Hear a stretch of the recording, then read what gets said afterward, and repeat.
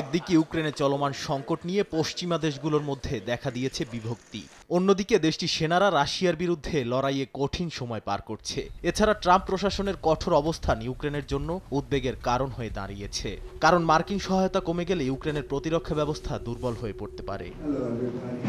এর মধ্যেই হোয়াইট হাউসে সাংবাদিকদের উদ্দেশ্যে দেয়া বক্তব্যে ট্রাম্প বলেন, মার্কিন সমর্থনের প্রতি জেলেনস্কির আরও কৃতজ্ঞ হওয়া উচিত।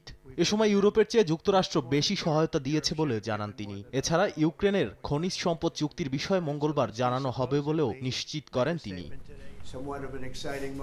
এদিকে ওভাল অফিসে ট্রাম্প জেলেনস্কির বাকবিতণ্ডার পর থেকেই গুঞ্জন উঠেছে ইউক্রেনের প্রেসিডেন্টের পদত্যাগের। তবে মার্কিন বাণিজ্য মন্ত্রী হাওয়ার্ড লাটনিক কথা উড়িয়ে দিয়ে জানান, জেলেনস্কির পদত্যাগ চান না ট্রাম্প। সম্প্রতি গণমাধ্যমে দেয়া এক সাক্ষাৎকারে এমন মন্তব্য করেন তিনি।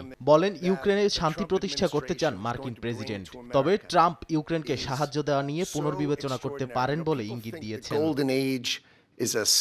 এদিকে স্থানীয় সময় সোমবার সামাজিক যোগাযোগ মাধ্যমে এক্সে দেয়া এক পোস্টে ইউক্রেনের প্রেসিডেন্ট জেলেনস্কি জানান, যুক্তরাষ্ট্র এবং ইউরোপীয় মিত্রদের সহযোগিতায় তিনি শান্তি প্রতিষ্ঠার পথ খুঁজছেন। বিশ্লেষকরা বলছেন, যুদ্ধক্ষেত্রে কাঙ্ক্ষিত সাফল্য না পাওয়ায় কূটনৈতিক সমাধানের পথেই নজর দিচ্ছে কিয়েভ।